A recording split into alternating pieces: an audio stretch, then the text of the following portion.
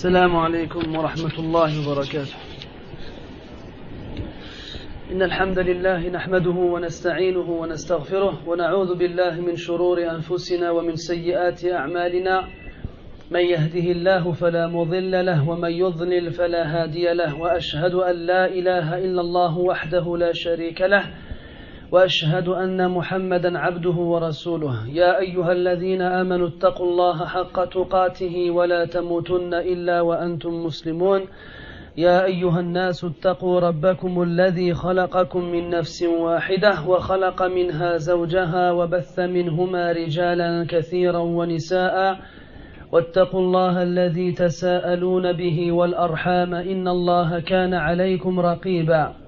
يا أيها الذين آمنوا اتقوا الله وقولوا قولا سديدا يصلح لكم أعمالكم ويغفر لكم ذنوبكم، ومن يطع الله ورسوله فقد فاز فوزا عظيما. أما بعد، فإن أصدق الحديث كتاب الله، وخير الهدي هدي محمد صلى الله عليه وسلم، وشر الأمور محدثاتها وكل محدثة بدعة وكل بدعة ضلالة وكل ضلالة في النار. وبعد، أحبتي الكرام، يسرني أن ألتقي بإخواني في هذا المسجد المبارك قبل حلول شهر رمضان الكريم بيومين أو ثلاث، وأسأل الله عز وجل أن يبلغنا رمضان وأن يوفقنا فيه للعمل الصالح ولتلاوة كتابه العظيم، إنه ولي ذلك والقادر عليه. Mes frères, je suis heureux de me trouver parmi vous aujourd'hui, dans cette mosquée bénie, avant le début du mois du Ramadan de quelques jours, 2 ou 3. Et on demande à Allah tabaraka wa ta'ala de nous faire atteindre ce mois-ci et de nous accorder la réussite dans l'accomplissement des actions pieuses, que ce soit la lecture du Coran, la prière de la nuit ou toutes les autres œuvres pieuses et vertueuses que le croyant peut accomplir durant ce mois-ci. Frères, nul ici ignore que le mois du Ramadan est un mois béni qui a été privilégié de par les autres mois de nombreuses façons. C'est le mois dans lequel le Coran a été révélé. C'est un mois dans lequel les portes du paradis sont ouvertes, dans lequel les portes de l'enfer se ferment, dans lequel les plus hargneux des démons sont stoppés et bloqués. C'est un mois dans lequel les bonnes actions sont multipliées, ainsi que les mauvaises. C'est un mois dans lequel le croyant éduque son âme et la dompte dans l'obéissance d'Allah tabaraka wa ta'ala. C'est un mois dans lequel le croyant sème les actions pieuses et vertueuses dont il récoltera les fruits devant Allah tabaraka wa ta'ala. C'est un mois dans lequel des nombreuses actions particulières sont accomplies plus que d'autres. على رأسها قراءة القرآن. En premier lieu, la lecture du Coran.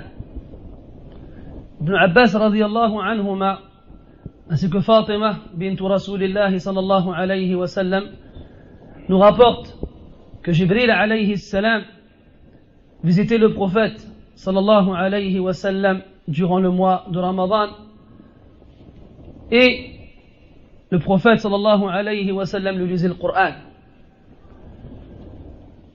Et le prophète alayhi salatu wa sallam était tellement heureux de cette rencontre et du fruit de cette rencontre qu'il manifestait cela par sa générosité immense.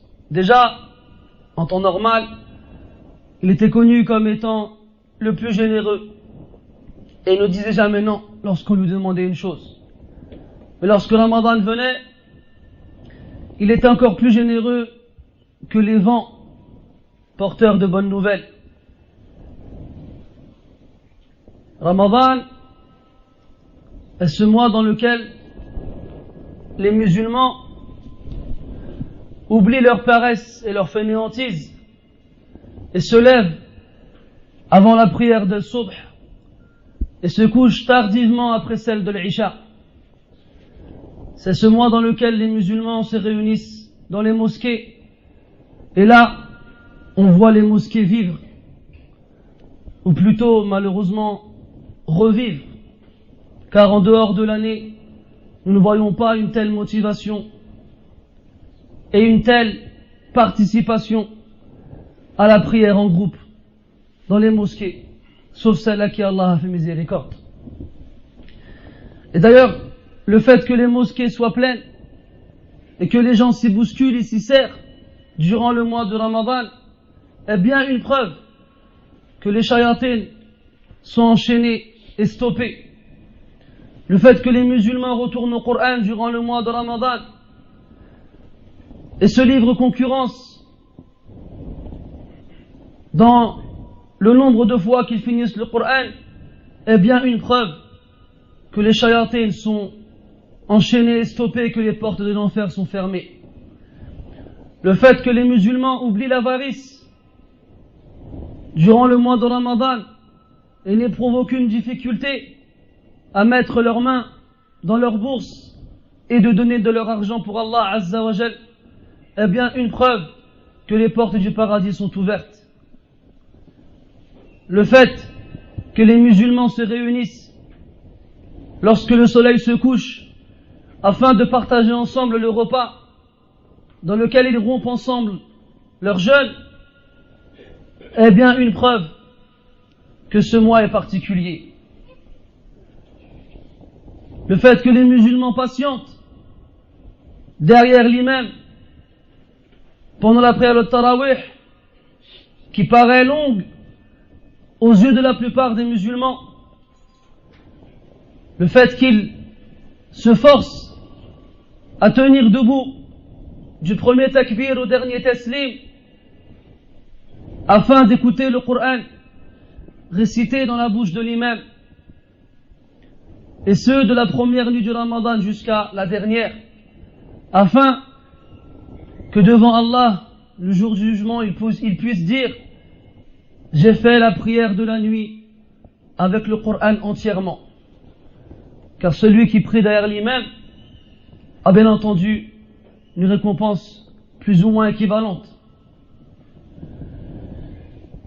Tout ceci, mes frères, nous prouve à quel point ce mois est particulier. Et on arrive à une époque où le mois du Ramadan pose des problèmes à certaines personnes. Quel genre de problème? Comme vous le savez, Ramadan arrive cette année au mois d'août. L'année prochaine aussi. L'année d'après en juillet. Dans quelques années en juin. Et vous verrez, plus les années passent et plus on sera confronté à ce genre de problème. Il y a, comme vous le savez, un très court moment entre Al-Isha et Al-Fajr. Alors les gens se demandent comment vont-ils faire pour faire Tarawih? Comment vont-ils faire pour prier cette prière particulière et écouter le Coran durant la nuit? Alors on a certaines personnes qui proposent de faire Salat al-Tarawih ba'd al-Maghrib. Il y a certaines personnes qui proposent à ce qu'on ne lise plus le Coran entièrement pendant le mois de Ramadan. Et là-dessus, il faut savoir que ce n'est pas une condition ni une obligation de finir le Coran pendant Ramadan. Il y en a qui proposent qu'on sépare le nombre de versets à lire pendant la prière, on en lit une partie après l'Isha et une autre avant Al-Fajr, et ainsi de suite. Tout cela vient après certains prétextes, comme quoi les journées sont longues, et là-dessus il n'y a aucun doute,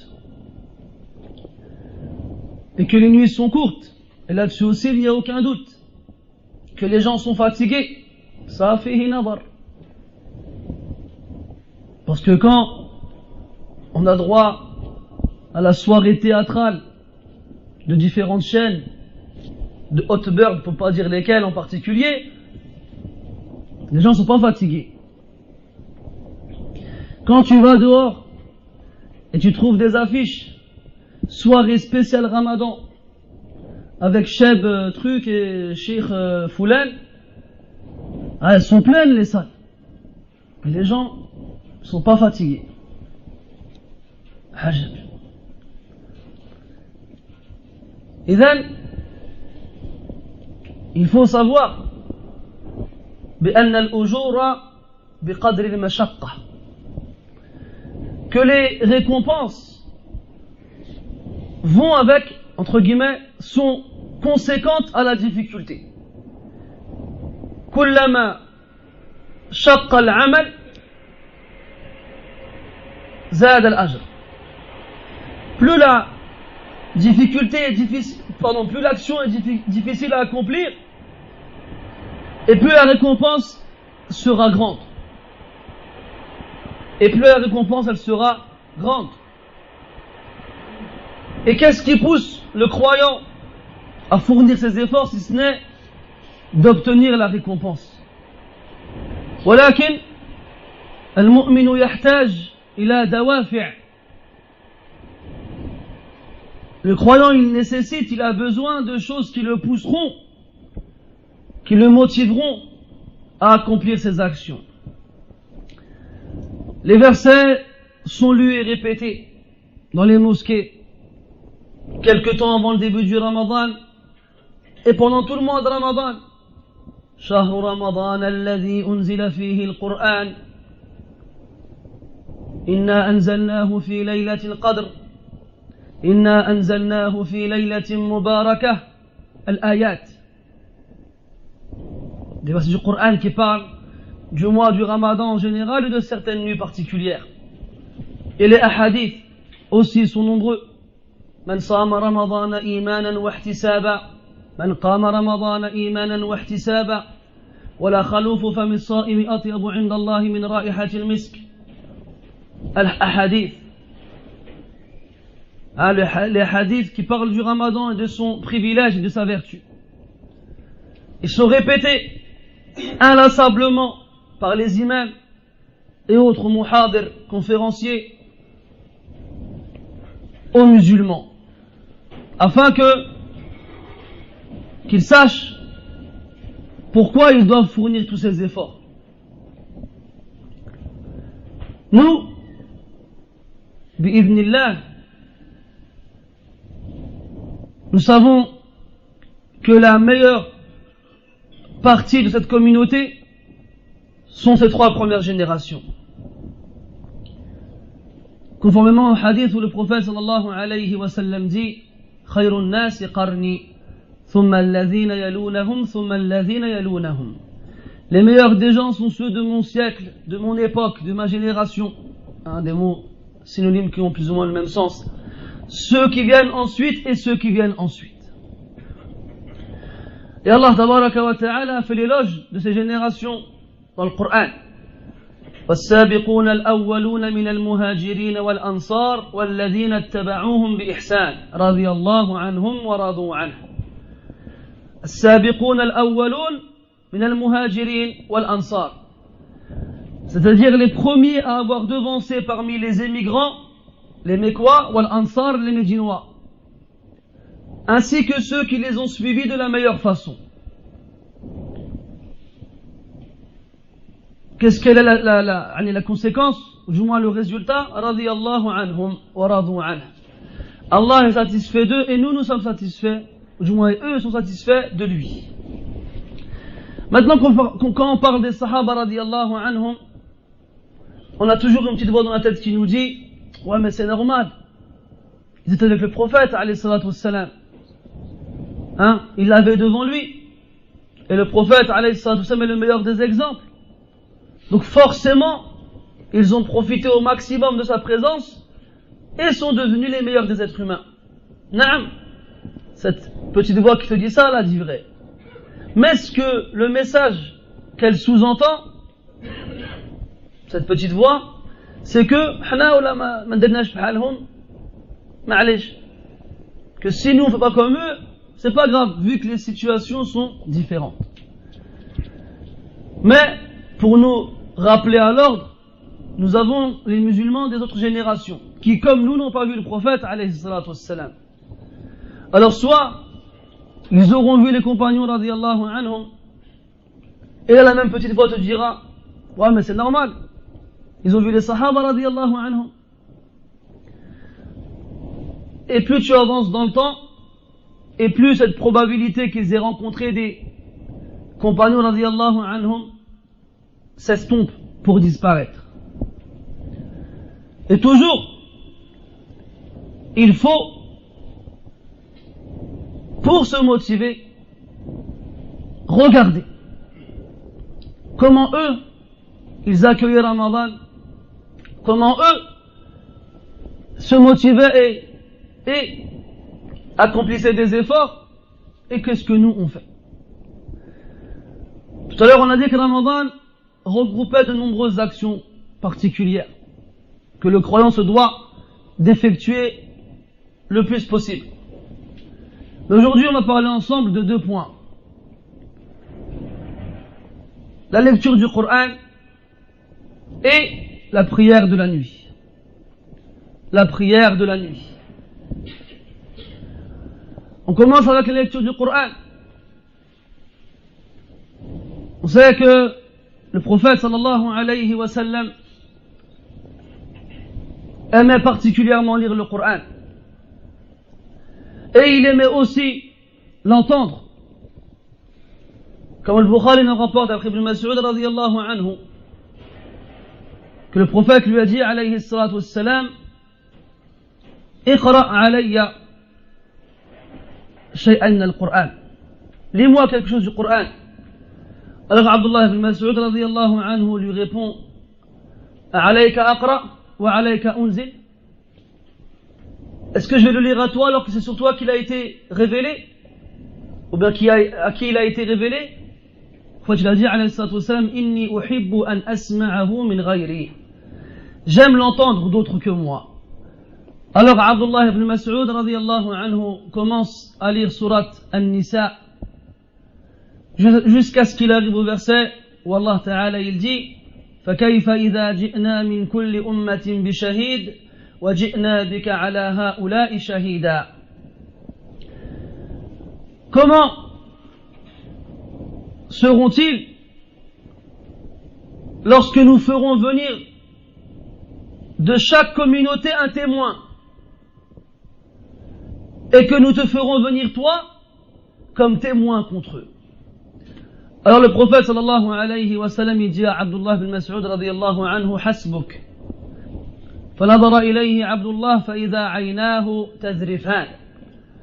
Abdullah ibn Mas'ud radiyallahu anhu a regardé le prophète alayhi salatu wassalam et il a vu que ses yeux débordaient de larmes.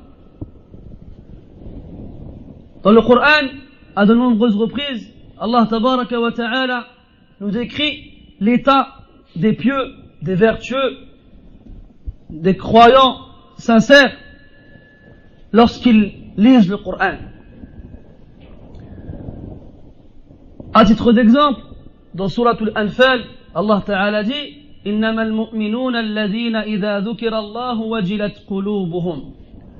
Certes, les croyants sont ceux qui, lorsqu'Allah leur est évoqué, leur cœur frémit. Dans l'autre verset, Allah Ta'ala il dit تقشعر منه جلود الذين يخشون ربهم.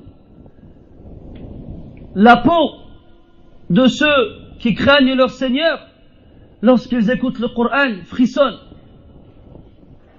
Et plus précisément, comme on dirait de façon plus courante, ils ont la chair de poule. Ils ont la chair de poule lorsqu'ils écoutent le Coran. Et Allah Ta'ala il dit الذين آمنوا وتطمئن قلوبهم بذكر الله ألا بذكر الله تطمئن القلوب. Ceux qui croient et dont les cœurs se tranquillisent au rappel d'Allah, n'est-ce pas par le rappel d'Allah que les cœurs se tranquillisent? Et les versets sont nombreux. Et Abdullah ibn Urwa ibn Zubayr, rahimahullah, a été voir sa grand-mère, qui est Asma bintu Abi Bakr radiyallahu anhuma. Il lui a dit: كيف كان أصحاب رسول الله صلى الله عليه وسلم إذا سمعوا القرآن. Comment est-ce que les compagnons du prophète sallallahu alayhi wa sallam étaient lorsqu'ils écoutaient le Coran? فقالت رضي الله عنها تدمع أعينهم وتقشعر جلودهم كما نعتهم الله عز وجل. Les larmes coulaient de leurs yeux et leur peau frissonnait tel qu'Allah tabaraka wa ta'ala les a décrits. Tel qu'Allah tabaraka wa ta'ala les a décrits. Et Inch'Allah, on va lire ensemble quelques passages qui nous montrent quelle sensation, quel sentiment ressentaient les compagnons radiyallahu anhum lorsqu'ils écoutaient le Coran. Et après, nous, on se demande qu'est-ce qu'on ressent lorsqu'on écoute le Coran.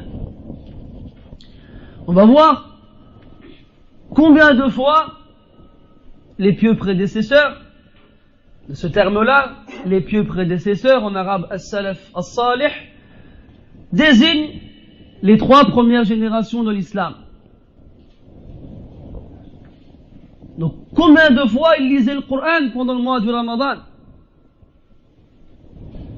Nous, des fois, on a du mal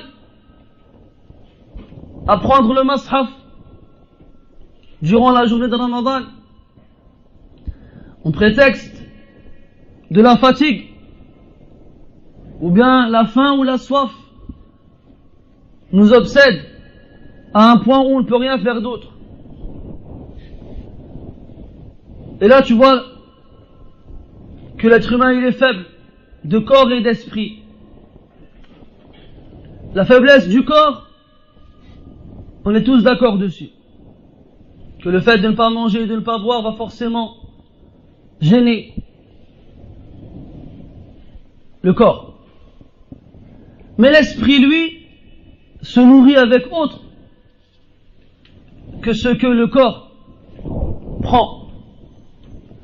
Donc normalement, si on lui donne sa nourriture, même si le corps ne mange pas, l'esprit, il reste fort. Mais nous, on a l'impression que la nourriture du corps l'a emporté sur la nourriture de l'âme. Et que si on ne remplit pas nos estomacs comme on a l'habitude de le faire, alors on ne pourra jamais faire, entre guillemets, marcher notre esprit correctement. Le Coran, comme il disait Uthman radiyallahu anhu, لو طهرت قلوبنا لما شبعت من كتاب الله. Que si nos cœurs étaient purs, jamais ils ne se seraient rassasiés du livre d'Allah. Abu Bakr radiyallahu anhu, après la mort du prophète sallallahu alayhi wa sallam, sort de chez lui. Et Omar radiyallahu anhu le voit. Il lui dit: où vas-tu? Il lui répond: je vais visiter Ayman radiyallahu anha, comme le faisait le prophète sallallahu alayhi wa sallam. Alors Omar radiyallahu anhu lui dit: je vais t'accompagner. Lorsqu'ils se rendirent devant chez elle,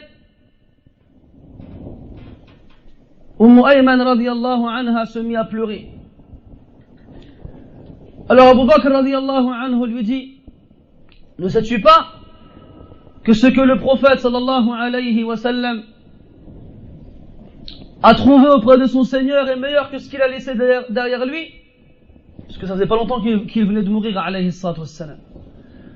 Alors Ayman radiyallahu anha répond: ce n'est pas pour cela que je pleure, mais je pleure inqita'il wahyi min as-sama'. Je pleure pourquoi? Parce que la révélation d'Allah tabaraka wa ta'ala s'est interrompue avec la mort du prophète alayhi salatu wassalam. Et alors Abu Bakr et Omar radiyallahu anhuma se sont mis à pleurer avec elle,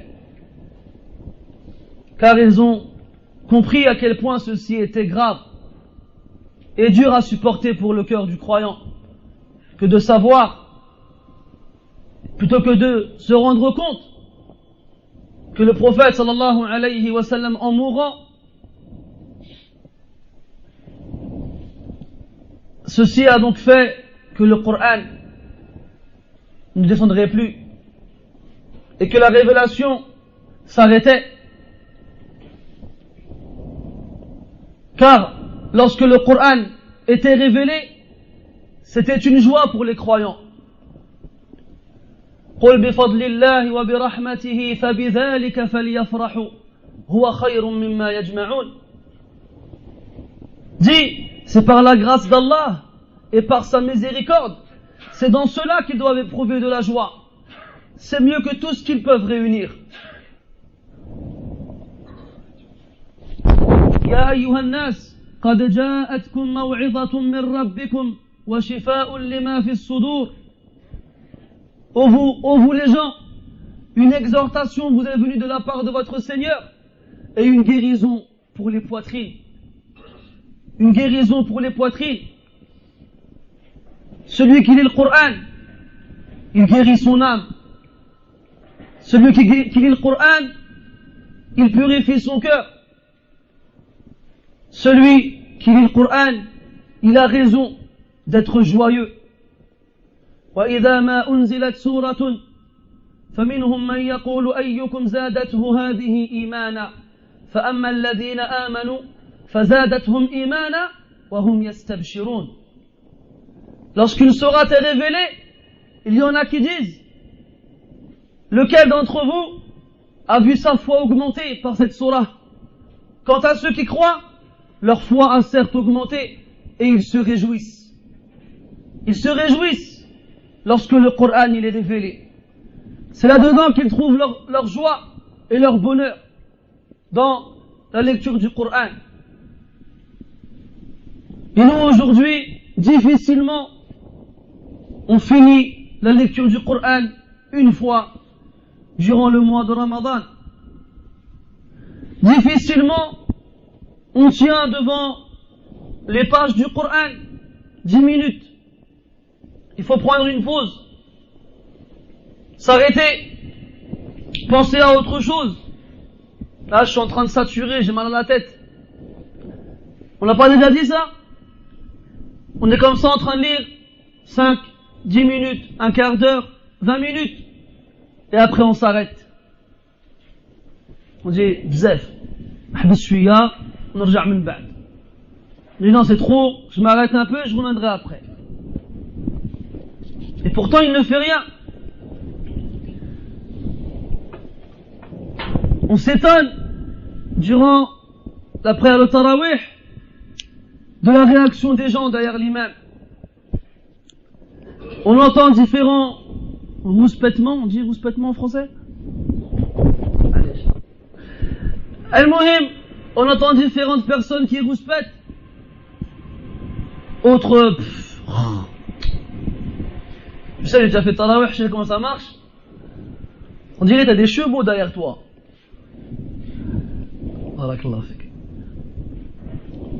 Et les plus courageux d'entre eux, à la fin de la prière, ils viennent te voir et disent: wow, on fait le radis. Tu vas où là? Tu veux être qtlna ou là? Tu veux nous tuer ou quoi?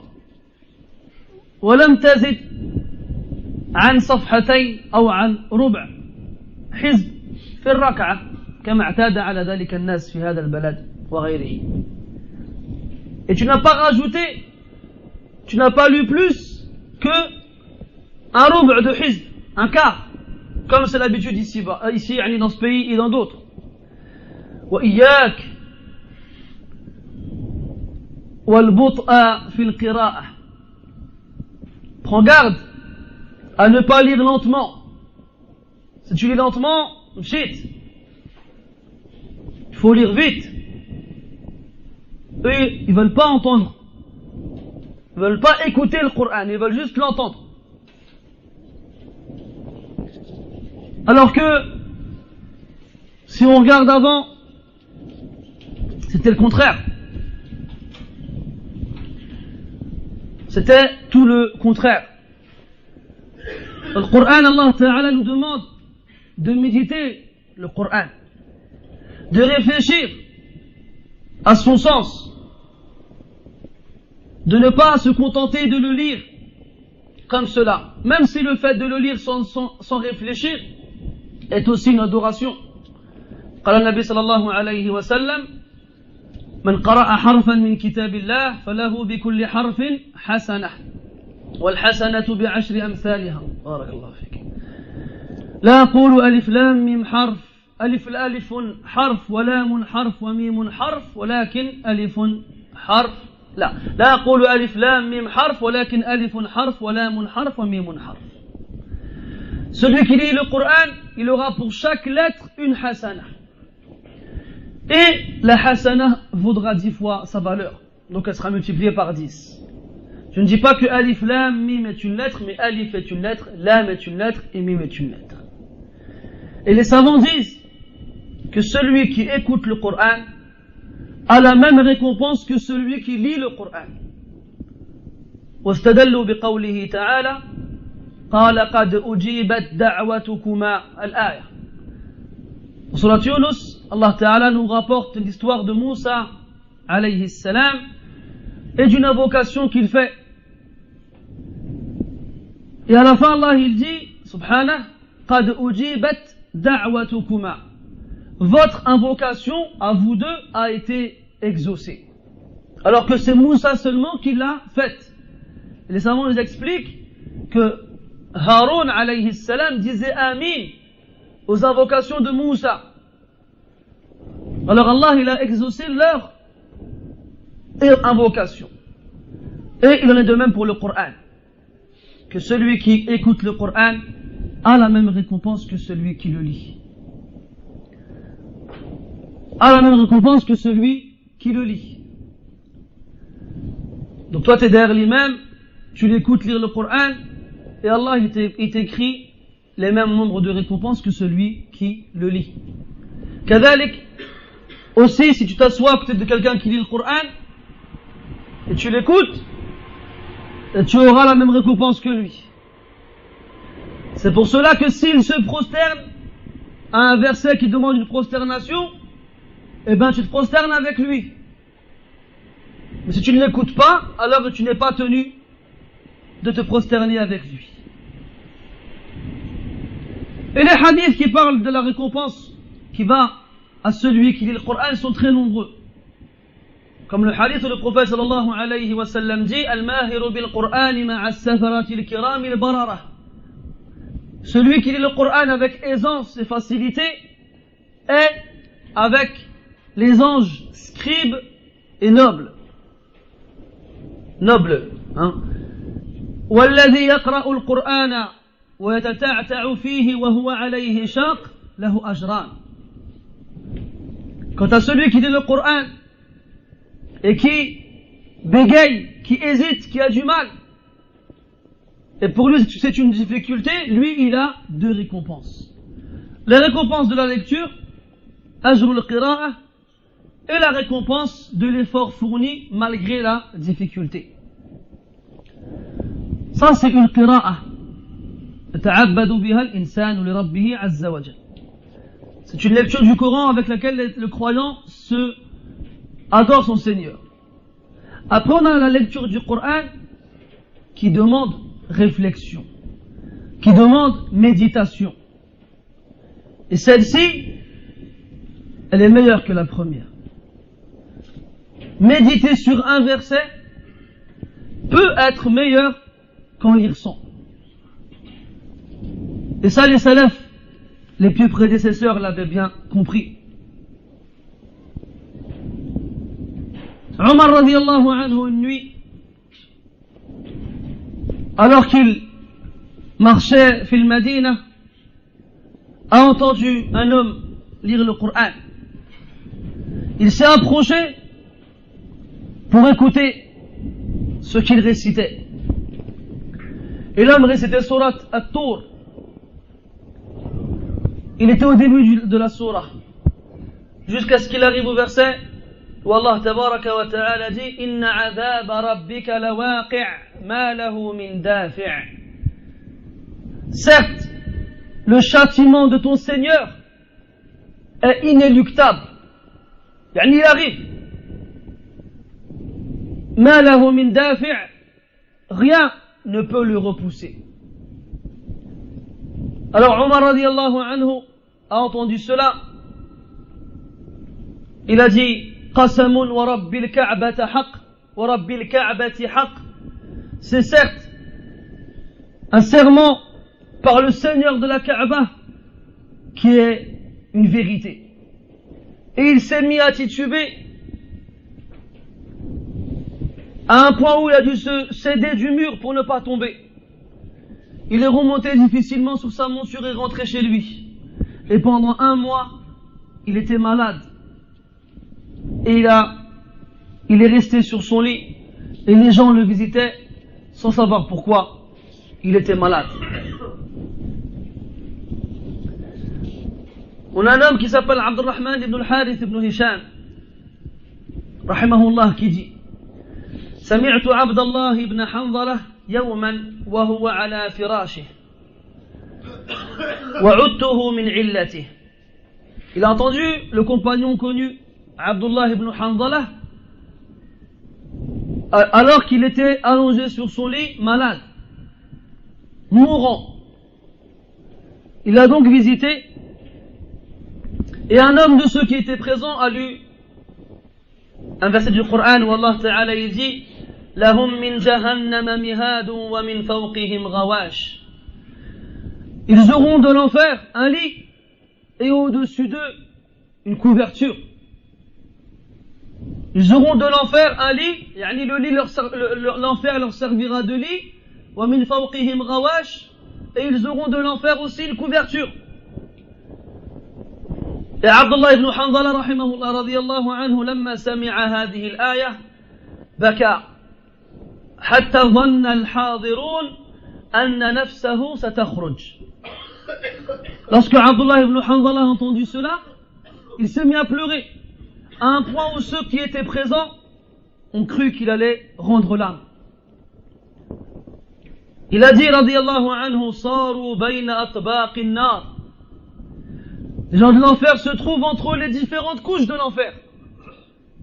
Comme dans l'ayah où Allah Ta'ala il dit يوم يأتيهم العذاب من فوقهم ومن تحت أرجلهم يوم يغشاهم العذاب من فوقهم ومن تحت أرجلهم. Le jour où le châtiment les recouvrira d'au-dessus de leur tête et en dessous de leurs pieds. Ils auront du feu de toutes parts qui les consumera. ثم قام عبد الله مع أنه كان محتضرا على فراشه فقام على رجليه فقال له قائل يا أبا عبد الرحمن اقعد. Après que Abdullah ibn Hanzala ait pleuré, lorsqu'il a entendu ce verset, il s'est dressé sur ses jambes alors qu'il était agonisant sur son lit. Un homme lui dit Ya Aba Abdurrahman, assis-toi, tu n'es pas en état de te lever. Il a répondu Mana'ani al-qu'u'uda dhikru jahannam wa la'alli ahaduhum. L'évocation de l'enfer m'a empêché de rester assis, alors que peut-être je suis l'un de ses habitants. Alors que peut-être je suis l'un de ses habitants. وقال أبو بكر بن عياش رحمه الله صليت خلف فضيل بن عياض صلاة المغرب وإلى جانبي علي بن فضيل. Abu Bakr ibn Ayyash rahimahullah nous dit qu'une fois il a prié la prière del Maghrib derrière Al-Fudayl ibn Iyad, cet homme qu'on appelait Abidul Haramayn, le dévot des deux endroits sacrés de Mecca et de Medina, tellement il accomplissait une quantité presque surhumaine d'adoration. Donc Abu Bakr ibn Ayyash il dit qu'il a prié derrière Al-Fudayl ibn Iyad salat al-Maghrib et qu'il avait à ses côtés le fils de Al-Fudayl qui s'appelait Ali. فقرأ الفضيل سورة التكاثر فلما بلغ لترون الجحيم سقط علي مغشيا عليه. Donc Al-Fudayl rahimahullah a lu surat Alhaakum at-Takathur. Cette sourate qu'on apprend lorsqu'on est petit, lorsqu'on commence à faire la prière, une sourate qui en taille n'est pas longue, pour ne pas dire petite, parce que les salafs répugnaient à entendre quelqu'un dire une petite sourate.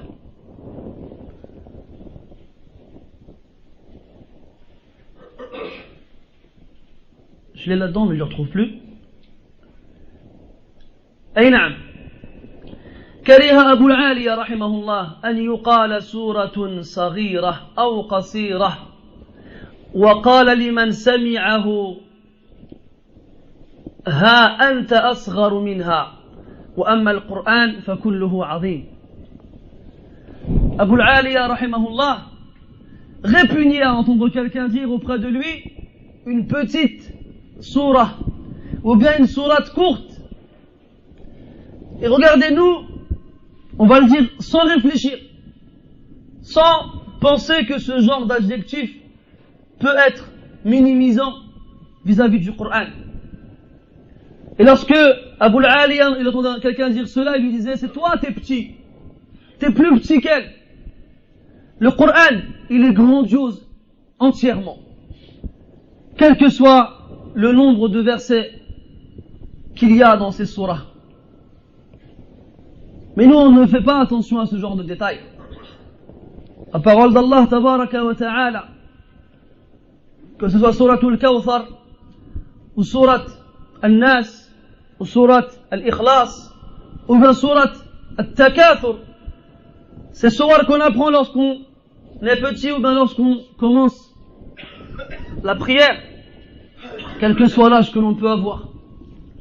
Al-Muhim, nous, non seulement on ne réfléchit pas à la concordance des adjectifs avec le Coran, petit, court, moyen, facile et autres, mais en plus de cela, j'ai l'impression que plus on considère la sourate comme n'étant pas longue, et moins on lui donne d'importance en fonction des sens qu'elle contient. C'est comme si, comme elle est facile à apprendre, et qu'elle ne prend pas de temps, et que des fois on n'a même pas besoin de la réviser, on n'a pas besoin de s'arrêter dessus pour y réfléchir. Alors Al-Fudayl rahimahullah il dit surat Alhaakum at-Takathur. La surenchère vous a distrait jusqu'à ce qu'il arrive au verset où Allah Ta'ala dit La tarawunna al-jahim. Certes, vous verrez très certainement l'enfer. Et là, le fils d'Al-Fudayl, il entend ce verset et il perd connaissance. Il s'évanouit. Al-Fudayl, rahimahullah, qui était l'imam, n'a pas réussi à dépasser ce verset. Tellement il pleurait. ما استطاع أن يجاوز تلاوة هذه الآية لكثرة البكاء. N'a pas réussi à aller plus loin que ce verset. ثم صلى بنا صلاة خائف. Il a conclu la prière comme quelqu'un qui avait peur. Donc Abu Bakr ibn Iyash, celui qui raconte l'histoire, il dit ثم رابطت عليا فما أفاق إلا في نصف الليل. Il a dit ensuite, je suis resté aux côtés de Ali, le fils de Al-Fudayl, qui s'était évanoui pendant la prière. Il ne s'est réveillé qu'à la moitié de la nuit. Il ne s'est réveillé qu'à la moitié de la nuit. Billah alayk, mon frère. Est-ce que tu as déjà vu quelqu'un s'évanouir pendant la prière? Moi, j'ai déjà vu un, mais il était malade, miskin, Allah yashfi. C'était pas par le Coran. Mais par contre, j'ai déjà vu des gens sortir de la prière en vociférant et en gesticulant les bras dans tous les sens.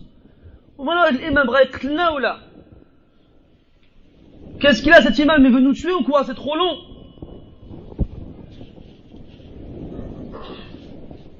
وهذا واقع القرآن في قلوب كثير من المسلمين إلا من رحم الله. Et ça, c'est l'impact que le Coran a dans le cœur de la plupart des musulmans, sauf ceux à qui Allah Ta'ala fait miséricorde. On n'arrive pas à patienter, on n'arrive pas à se délecter, c'est ça le mot, se délecter, yani éprouver du plaisir à l'écoute du Coran.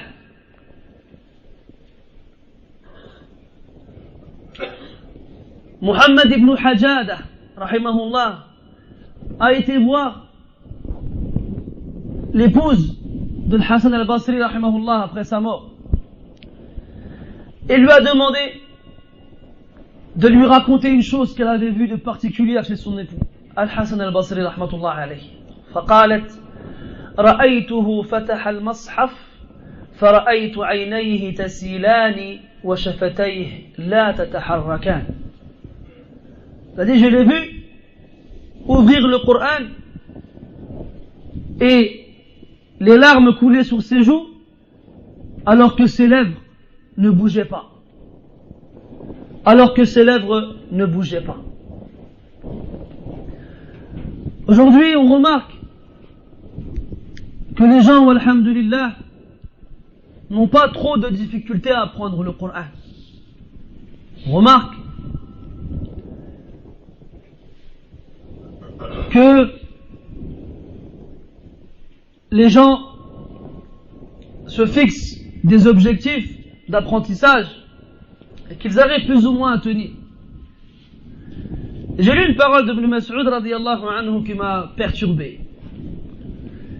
Abdullah ibn Mas'ud radiyallahu anhu disait: Inna sa'uba alayna hifdhu al-Qur'an ou hifdhu alfadhi al-Qur'an wa sahula alayna al-'amalu bih. وإن من بعدنا يسهل عليهم حفظ القرآن ويصعب عليهم العمل به.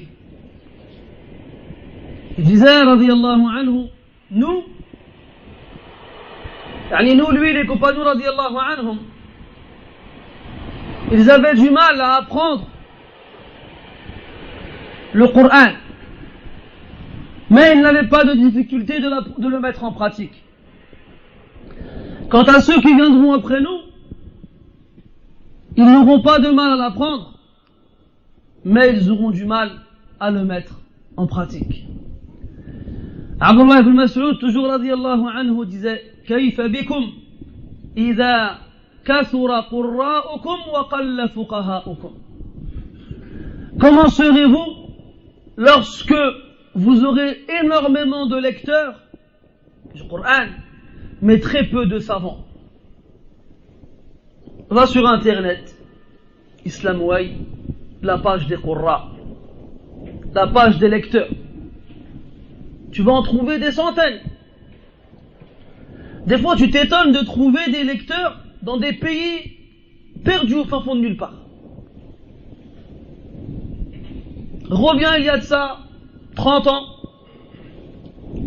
à une échelle mondiale, ils étaient peu les Qurra, qui avaient une réputation. On avait Abdel Bast, Abdel Samad, Al-Manshawi, Al-Husari. On avait le Hudayfi et Ali Jabr. Rahmatullah ala al-jami'. C'était plus ou moins ceux qui étaient connus il y a ça longtemps. Maintenant, aujourd'hui, on a des dizaines et des dizaines et des dizaines. Et on en parle entre nous comme on parlerait de joueurs de foot.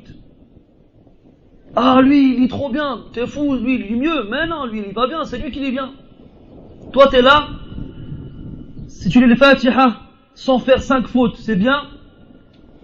Et t'es en train de dire, ouais, maintenant, lui, il sait pas lire, lui, il est mieux que lui, et ainsi de suite. Al-Muhim, on se rend compte que le Coran, il y a vraiment, dans nos cœurs, peu de valeur.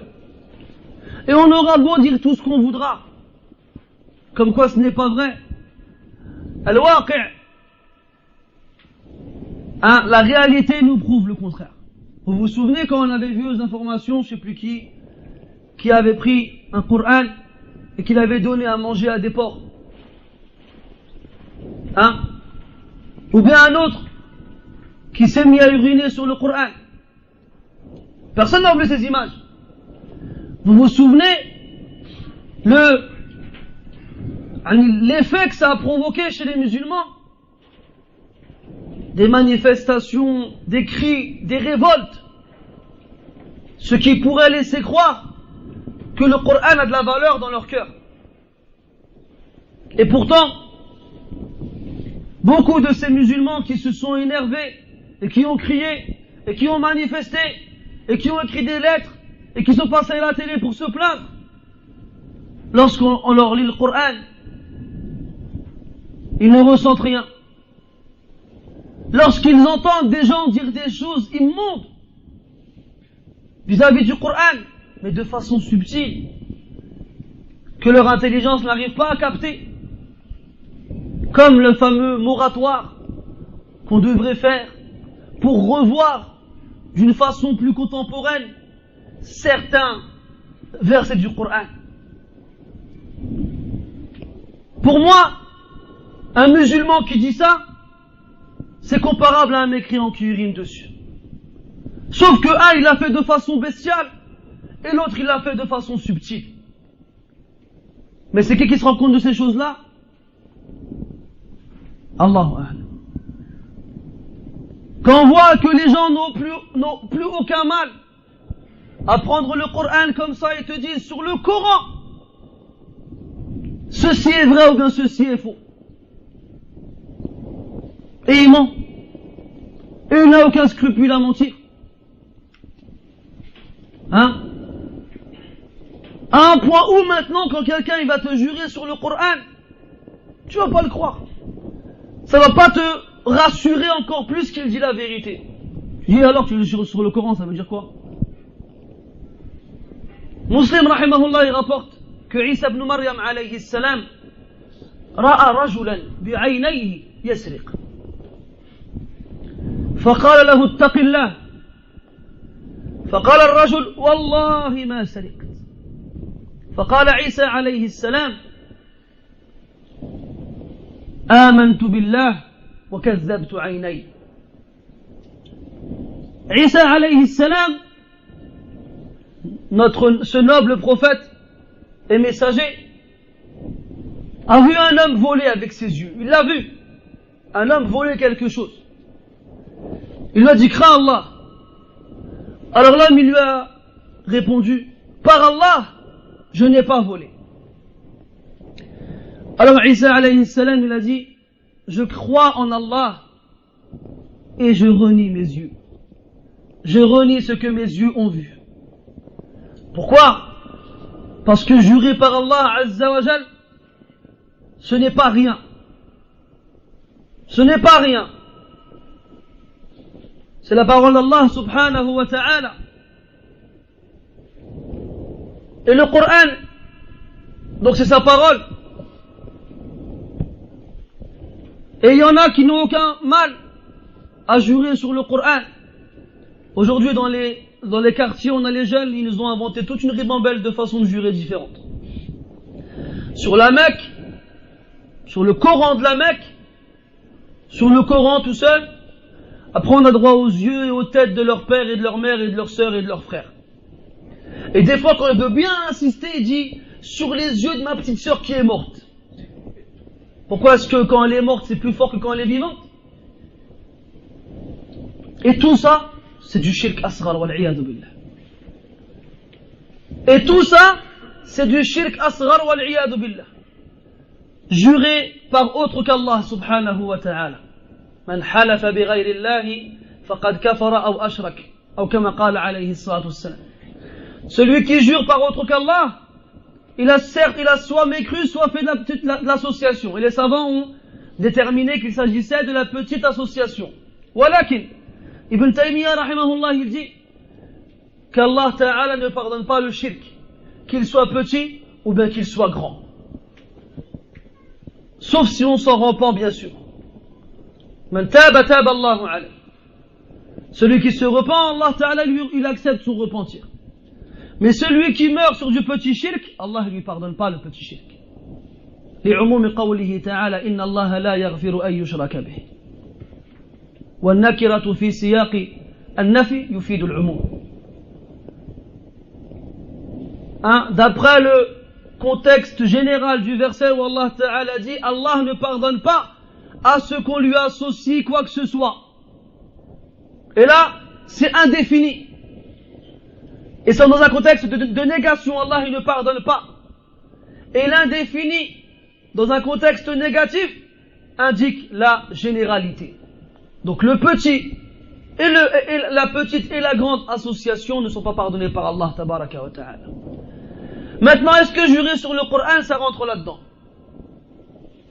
Les savants ont divergé. Il y en a qui disent que celui qui jure sur le Coran, en ayant la conviction que c'est la parole d'Allah ta'ala, c'est permis, parce que la parole d'Allah est un de ses attributs, et qu'on peut jurer sur les attributs d'Allah Azza wa Jal. Comme dans le hadith où un homme a demandé au prophète alayhi salatu wassalam كيف يحشر الرجل على وجهه يوم القيامة فقال النبي صلى الله عليه وسلم أليس الذي أمشاه على رجليه في الدنيا قادرا على أن يمشيه على وجهه في الآخرة فقال قتادة أحد رواة الحديث بلى وعزة ربنا. Donc il y a un homme qui demande au prophète alayhi salatu wassalam comment est-ce qu'un homme sera ressuscité sur son visage le jour du jugement, comme ceci est venu dans le Coran. Le prophète il a répondu alayhi salatu wassalam est-ce que celui qui a été capable de le faire marcher sur ses pieds dans ce bas monde ne serait pas capable de le faire marcher sur son visage le jour du jugement? Et Qatada, un des rapporteurs du hadith, répond bien sûr, par la puissance de mon Seigneur. Et là, il a juré par la puissance d'Allah Azza wa Jal, qui est un de ses attributs. Donc cette façon de faire était connue chez les plus prédécesseurs, il n'y a pas de mal à cela. Cependant, si ça implique une ambiguïté, parce que la plupart des gens, lorsqu'ils jurent sur le Coran, ne font pas attention à ces distinctions, à ces particularités, il vaut mieux éviter. Il vaut mieux éviter. Et aussi, de façon générale, éviter de jurer pour rien. لأن الله عز وجل عظيم بل أعظم العظماء فكيف يقسم به على شيء تافه لا قيمة له. Allah Azza wa Jalla il est grandiose, c'est le plus grand des grands. Comment jurer sur lui pour une chose qui n'a aucun intérêt? Akhi, t'as pas un euro? Wallah, j'ai pas un euro. Pourquoi tu me dis Wallah? Dis-moi, j'ai pas un euro et khlas. Mal comme ça. Et on se rend compte dans tous ces points-là que la valeur des choses qui sont les plus grandes à nos yeux en tant que musulmans est bien basse. Elle est bien basse.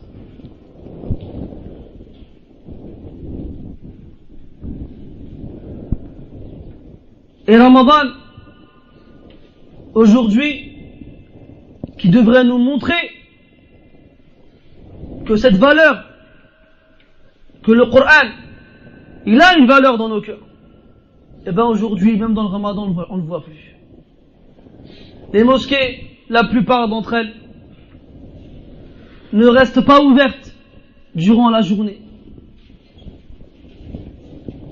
Ahlus Soufa, ou Ahlus Soufa, les Sahaba radiallahu anhum qui étaient pauvres à l'époque du prophète alayhi salatu wassalam et qui vivaient dans la mosquée. On les appelait Ahlus Soufa, ou Soufa. Pendant le mois de Ramadan, ils ne sortaient pas de la mosquée. Ils restaient à la mosquée toute la journée. Et quand on leur demandait pourquoi, ils répondaient Nahfadhu siyamana. On surveille, on fait attention à notre jeûne. Parce qu'en restant à la mosquée, ils se préservent de ce qu'ils peuvent voir et entendre de mauvais à l'extérieur. Et en restant à la mosquée, ils pourront lire le Coran tranquillement et le plus possible. Toi aujourd'hui, tu veux lire le Coran à la mosquée et malheureusement, on vient te voir, on te dit allez, on ferme. Va lire le Coran chez toi. Et tu arrives chez toi et tu as l'impression que dès que tu pénètres dans ta maison,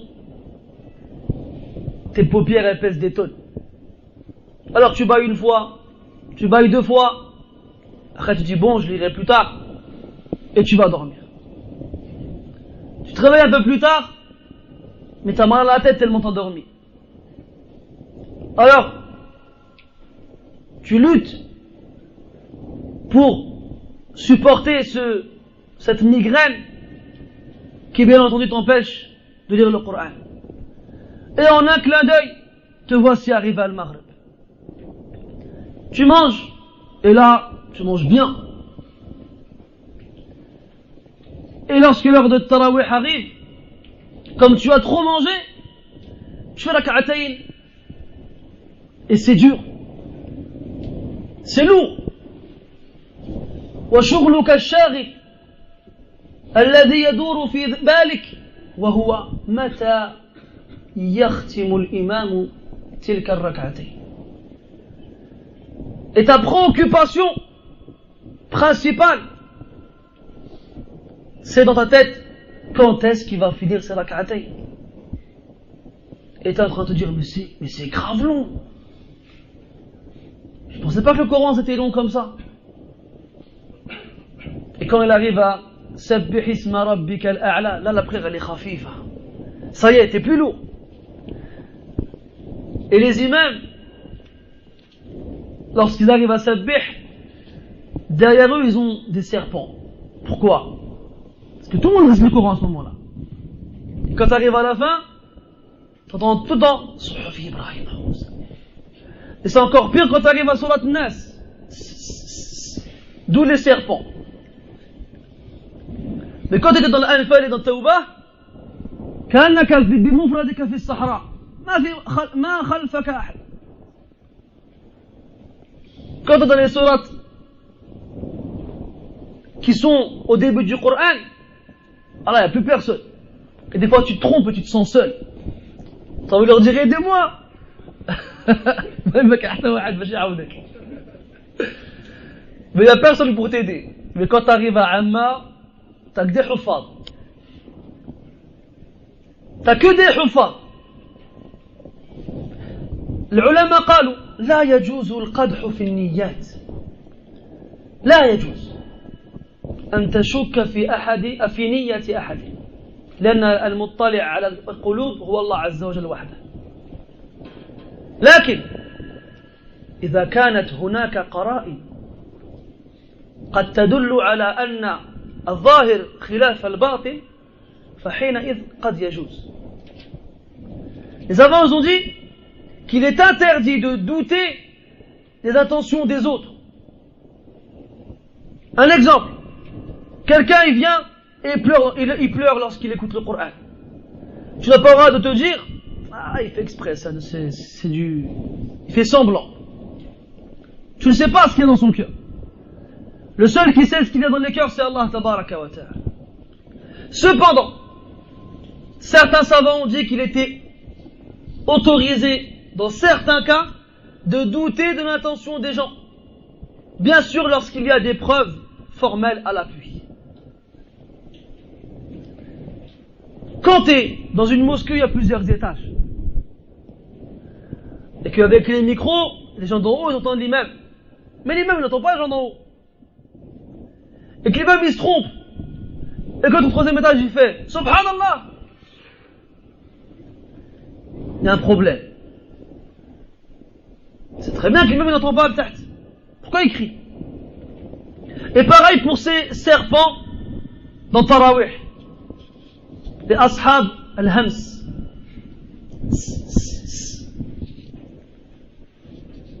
Vous étiez où? Dans l'Anfal, et dans Tawbah, et dans Yunus, et dans Hud. وين كنتم؟ في النور والأحزاب. وين كنتم؟ في فاطر وسبأ. Vous vous cachiez où? Vous êtes ressortis quand on arrivait à Amma Yatasa'aloun? Mushkila. Wallahi, j'ai connu des frères qui connaissent le Coran par cœur. Du début à la fin. Et qui priaient derrière l'imam, au premier rang. Et que lorsque l'imam se trompait, ils hésitaient à le reprendre de peur de se tromper eux aussi. Et quand tu lui demandais à la fin, c'était quoi à ton avis? Il te disait le verset et il avait bon. Une fois, j'étais imam pendant le Tarawih, et je suis arrivé à Salatul Kahf. Et donc je disais, plus précisément, on m'a fait oublier le Coran. Parce qu'il ne faut pas dire j'ai oublié le Coran. هذا جاء النهي عن هذا في الحديث الصحيح. لا يقول أحدكم نسيت القرآن وليقل نسيته. Que l'un d'entre vous ne dise pas j'ai oublié le Coran, mais qu'ils disent on me l'a fait oublier. Vous savez pourquoi? Parce que le fait de dire j'ai oublié le Coran, c'est comme si tu disais aux autres j'ai pas prêté d'attention. Parce que pour oublier le Coran, ça veut dire que tu ne le lis pas. Si tu dis aux gens j'ai oublié le Coran, c'est comme si pour toi le Coran n'avait pas de valeur. Et que tu disais aux gens moi je ne lis pas le Coran, c'est pour ça que je l'ai oublié. Donc encore un adab à avoir avec le Coran. Et donc on m'a fait oublier quelques versets de Surat Al-Kahf. Et il y a quelqu'un d'ailleurs qui m'a envoyé dans Surat, je ne sais même plus quelle Surat c'était, Al-Baqarah. Alors je m'arrête, j'ai compris qu'il s'était trompé lui. Moi je reprends le verset au début en espérant me rappeler de la fin. Et lui, non, il s'énerve. Sayaqulu Sufaha. Il n'y a pas de Sufaha dans le cas. Et après il y a le Niza', il y a le Ma'raka. Il y a le combat. Bon, à la fin de la prière, je crois qu'il s'en rappellera de comment je l'ai grondé celui-là. Al-Muhim. Wallah ya ikhwani. Il y a un problème au niveau de la valeur qu'on donne au Coran. Il y a un très gros problème. Et si vous voulez un thermomètre qui vous permettra de savoir quelle valeur le Coran a dans vos cœurs, c'est bien le mois de Ramadan. Parce que si pendant Ramadan, on n'arrive pas à ouvrir le Coran, et si pendant Ramadan, on n'arrive pas à finir le Coran, et si pendant Ramadan, on n'arrive même pas à avoir une larme en lisant le Coran wahda, wallah, il y a un problème. Il y a un problème. Et normalement, quand tu sais qu'il y a un problème en toi physiquement, tu éternues, tu tousses, t'as mal à la gorge, t'as mal au ventre. C'est quoi ton premier réflexe? Jamal? Tu vas voir le médecin. Personne ne va réfléchir là-dessus. Qu'est-ce que je dois faire? Même maintenant, tu fais quoi? Il y a Internet.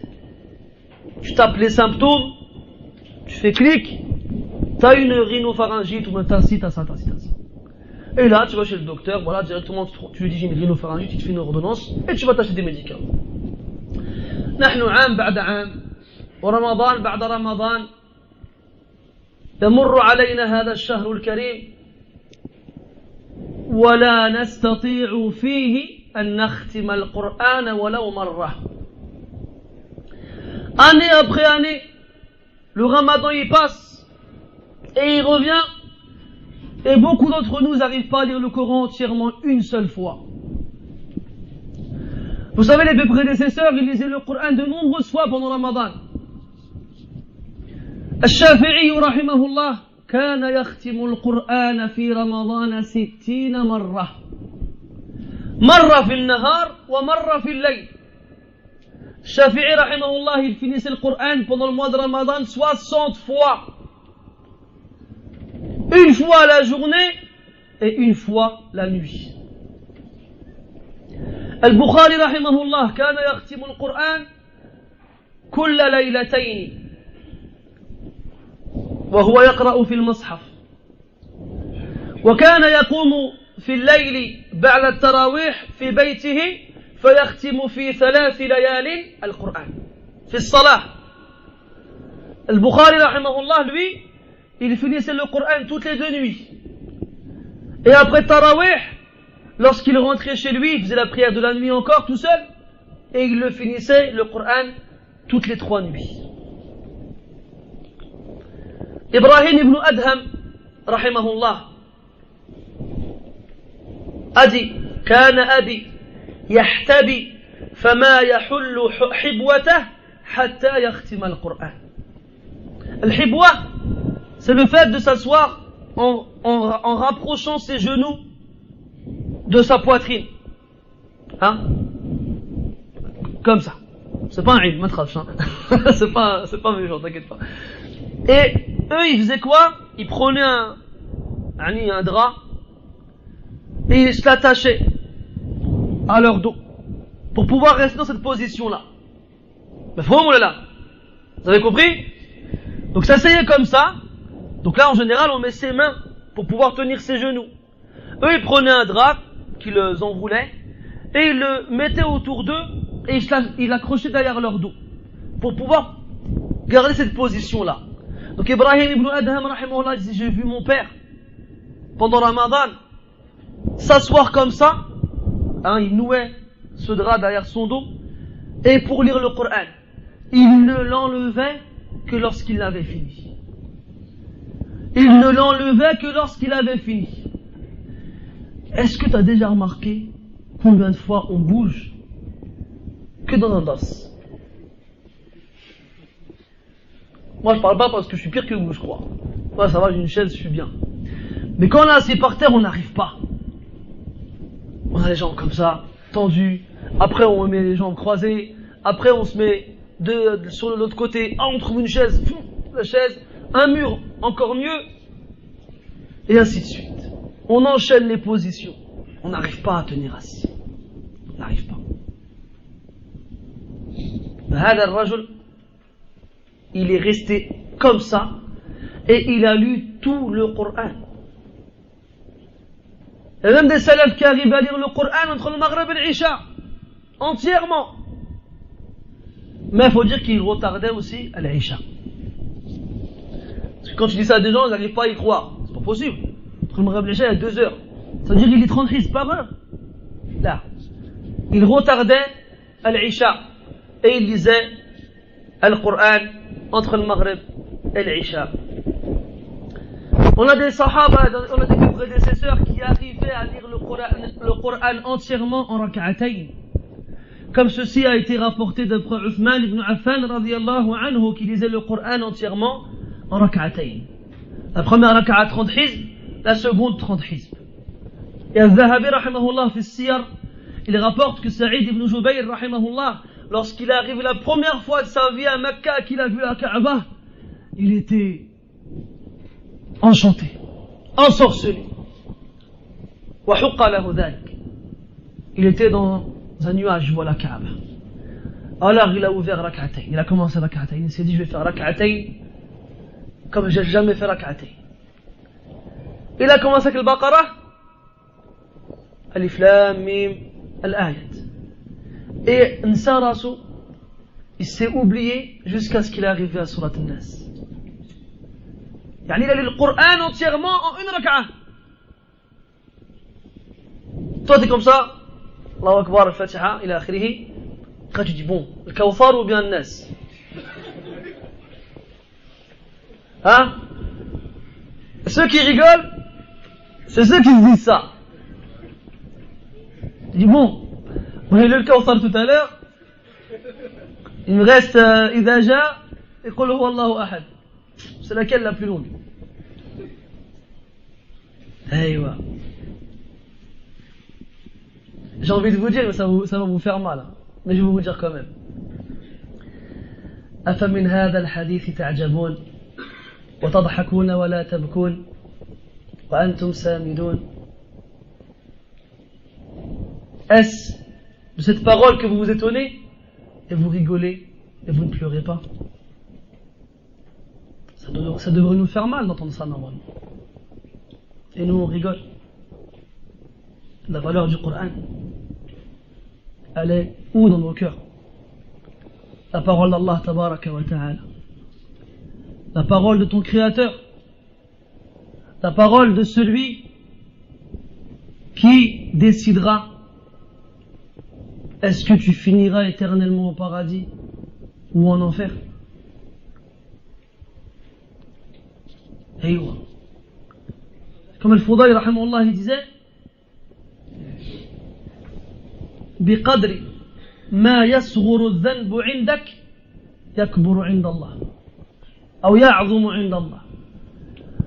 En fonction de la taille que tu donneras au péché,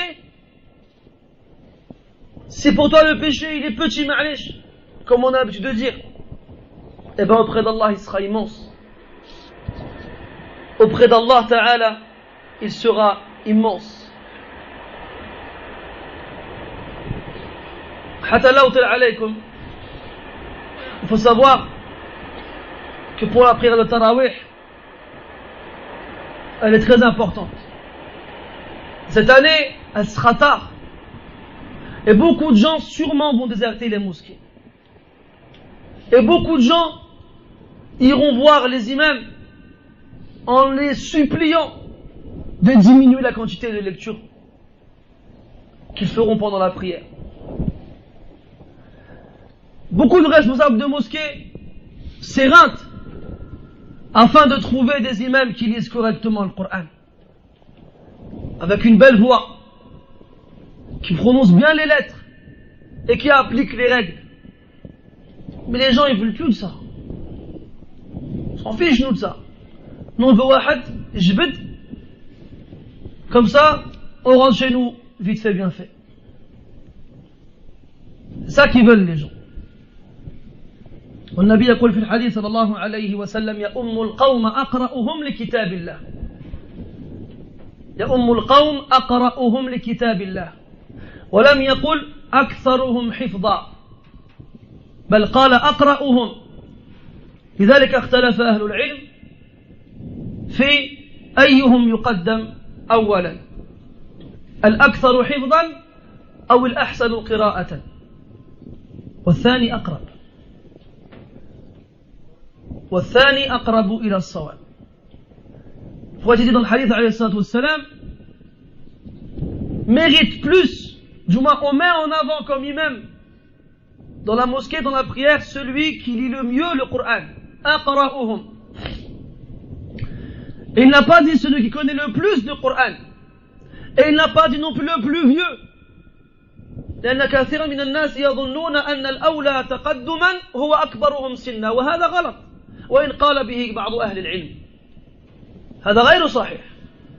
هذا الحديث تمامه يؤم القوم أقرأهم لكتاب الله، فإن كانوا في القراءة سواء فأعلمهم بالسنة، فإن كانوا في علم السنة سواء فأولهم للهجرة، فإن كانوا في الهجرة سواء فأكبرهم سنا.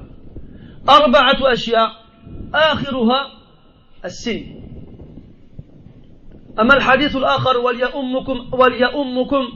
وليؤمكم أكبركم، هذا عموم يخصص بالحديث الأول. هذا عموم يخصص بالحديث الأول. Donc, le premier, le prioritaire à être l'imam, c'est celui qui lit le mieux le Coran.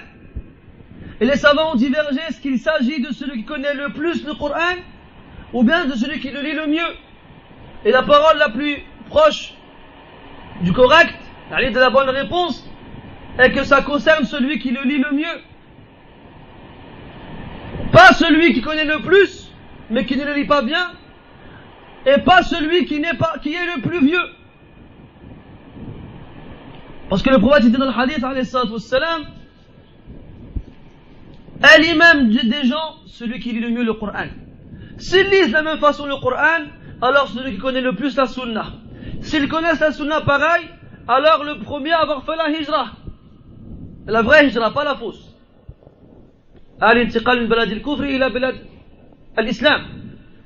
Mouch l'axe. Et enfin, ils ont fait la hijra en même temps, alors le plus vieux d'entre eux. Et des fois tu vas dans les mosquées, et l'imam il n'est pas là, alors le muazzin, j'ai jamais compris pourquoi c'était le muazzin qui choisissait l'imam. Je sais pas où ils ont trouvé ça, Allahu alam. Peut-être c'est un hadith, madri, ou peut-être, je sais pas. Al-muhim, le muazzin il se lève et il cherche. Il cherche, allez toi, vas-y. Pourquoi lui? Parce qu'il est le plus vieux. Combien de hizb il connaît? Ça c'est pas la peine de le savoir. Comment est-ce qu'il lit le Coran? Ça on nous le demandera plus tard. Et j'en passe et d'autres. Hada ghalat, kabir. C'est pas au muazzin de choisir l'imam remplaçant. C'est l'imam lui-même qui doit désigner quelqu'un qui le remplacera dans le cas où il s'absentera. أما أي واحد يأتي ويتقدم ويصلي وهو لا يحسن القراءة وليس له حفظ قوي ولا هذا لا يجوز له أن يتقدم بل يحرم عليه أن يتقدم. Comme dans certaines mosquées on voit des gens, on ne les connaît même pas, ils se lèvent, ils se dirigent vers le mihrab et puis ils commencent la prière. Alors qu'ils ne savent pas lire correctement et ils ne connaissent pas beaucoup de Coran et d'autres. Celui-là n'a pas le droit de se mettre devant les autres dans la prière. Il n'a pas le droit. Al-Muhim. Il faut, mes frères, profiter de ce mois et faire que chaque mois de Ramadan qui passe soit meilleur que celui qui l'a précédé. Si tu as réussi à lire le Coran une fois l'année dernière, alors lis-le 2 fois cette année. Si tu l'as lu 2 fois l'année dernière, alors lis-le 3 fois. Si tu l'as lu 3 fois l'année dernière, lis-le 4 fois, wa hakada. Et fais tarawih entièrement à la mosquée. Prie avec l'imam. Car celui qui fait la prière avec l'imam jusqu'à la fin, kutiba lahu ajru qiyam layla. Allah il lui écrit la récompense de la nuit entière en prière. Et celui qui prie l'Isha en jama'a, Allah il lui compte la moitié de la nuit en récompense de prière surérogatoire.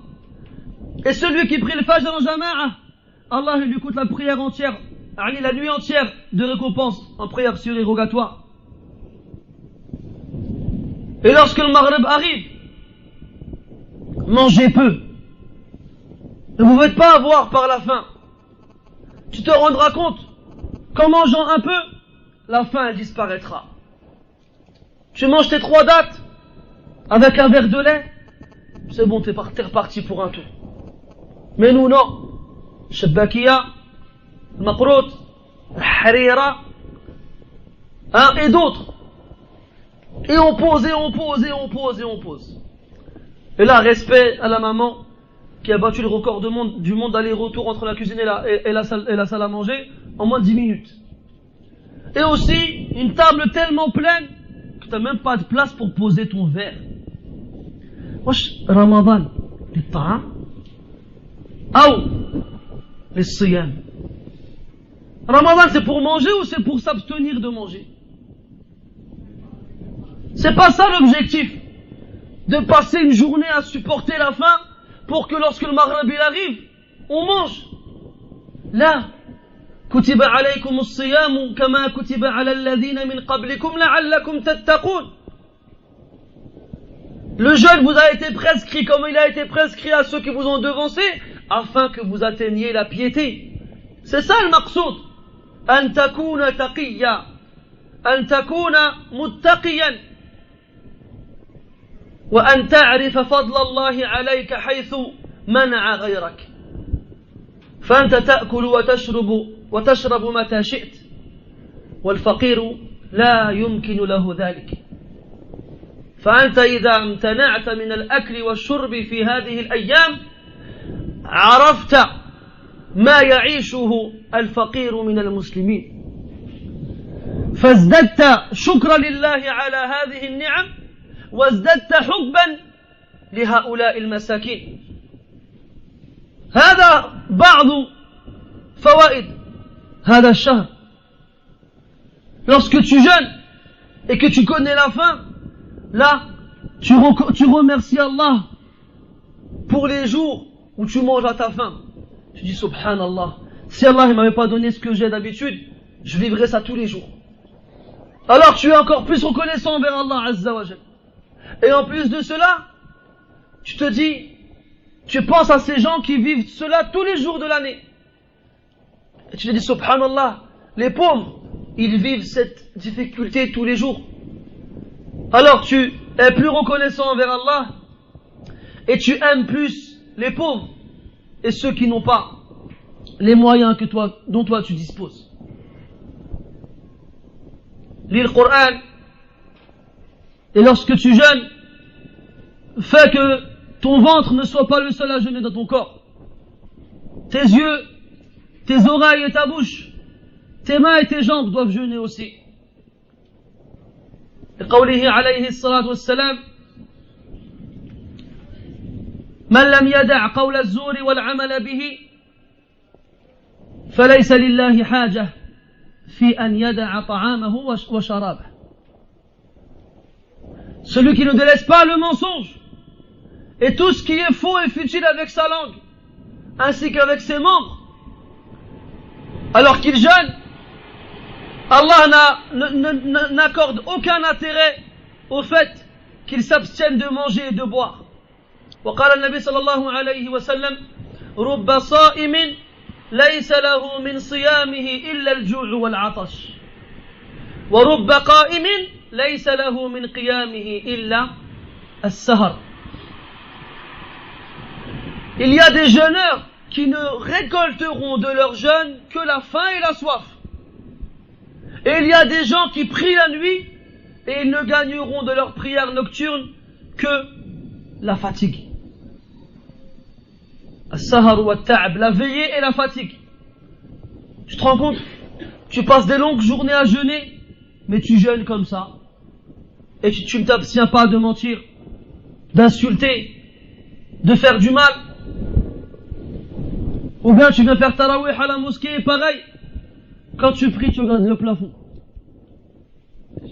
T'as jamais pensé à regarder le plafond dans ta vie à la mosquée que quand tu fais la prière. Et t'arrives devant Allah et tu vois une porte du paradis qui s'ouvre et qui s'appelle Ar-Rayyan. Et il y a un ange qui appelle Aïna as-Sa'imun. Où sont ceux qui ont jeûné? Et les jeûneurs, ils se lèvent et se dirigent vers elle. Et toi, tu restes assis. Et tu dis, Allah, moi aussi j'ai jeûné. Et Allah, il te dit, t'as jeûné certes, mais t'as jeûné pour rien. Si, t'as jeûné pour avoir faim et soif. Alors fais attention à ne pas faire partie de ces gens-là le jour du jugement. Et fais que ton jeûne te soit utile. Et que ta prière te soit utile. Et que ta lecture du Coran te soit utile. Et fais attention à ce que ce ramadan ne soit pas comme tes jours autres que le ramadan.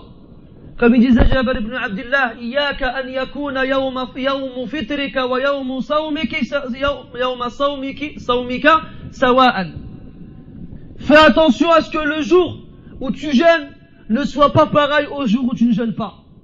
Il y a des gens, quand ils jeûnent, la seule différence que l'on voit, c'est qu'ils ne mangent pas et qu'ils ne boivent pas. Sinon, ils sont pareils que quand ils ne jeûnent pas. Fais attention. Iltazim hada al-Qur'an, layla nahar. Accroche-toi à ce Coran jour et nuit pendant Ramadan. Et reste derrière l'imam du début du Tarawih jusqu'à la fin.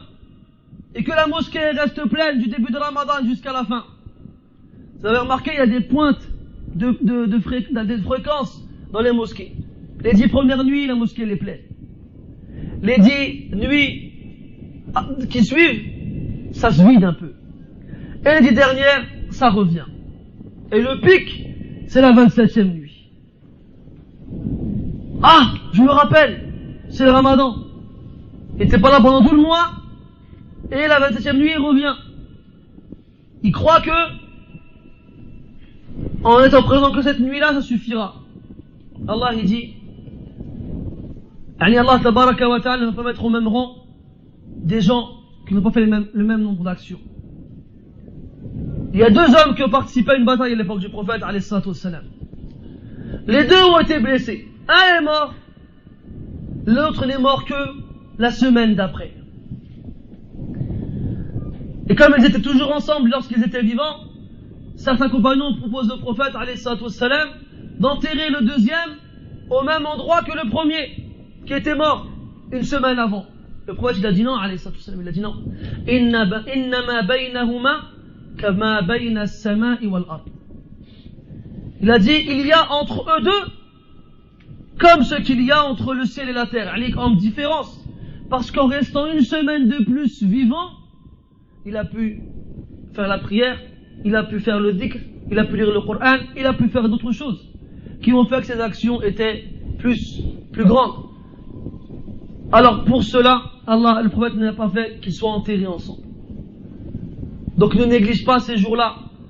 Il n'y en a que 30 ou 29 ayyaman ma'doudat, des nombres comptés qui passent à une vitesse surprenante. Ne te dis pas je vais attendre un petit peu, je vais m'y mettre. Là. Et fais chaque ramadan comme si c'était le dernier. Tu ne sais pas si l'année prochaine tu seras vivant ou pas.